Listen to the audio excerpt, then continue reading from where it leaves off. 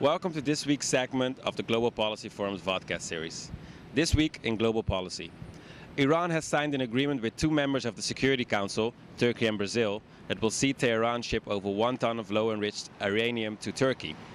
It will then be enriched and sent back to Iran to be used in medical isotope production.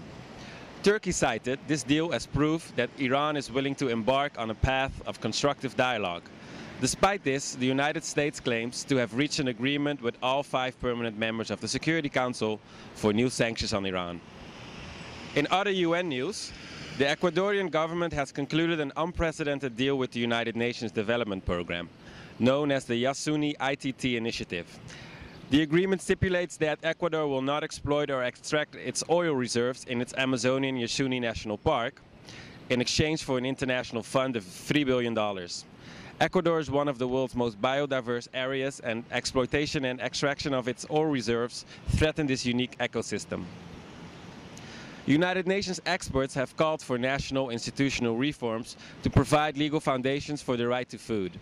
This comes as nations prepare to update the comprehensive framework for action on food that was adopted in 2008 as a response to the global food crisis. The right to food has gained significant ground in many food-insecure regions. However, much remains to be done. Boosting food production without an accompanying legal framework cannot alone realize the human right to food.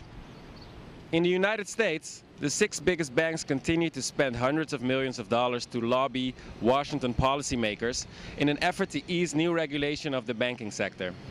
The lobbyists have connections with federal agencies through both previous and current employment, creating a conflict of interest and hampering checks and balances. Without transparency, the Big Six army will be difficult to stop, and the pattern of fiscal irresponsibility that led to the financial crisis will continue. Finally, Global Policy Forum organized a panel discussion this week to discuss the use of private security contractors by the United Nations. The use of private security contractors by international organizations and states in conflict zones raises many questions, as these private contractors remain largely unaccountable. It has become clear that the United States relies on a secret network of private spies to produce reports on Afghanistan and Pakistan. These reports are submitted daily to top commanders and have become an important source of intelligence. A podcast of the panelists' remarks will be posted on our website soon. For more insight on these issues and more, please visit our website at globalpolicy.org. You can also follow us on Twitter.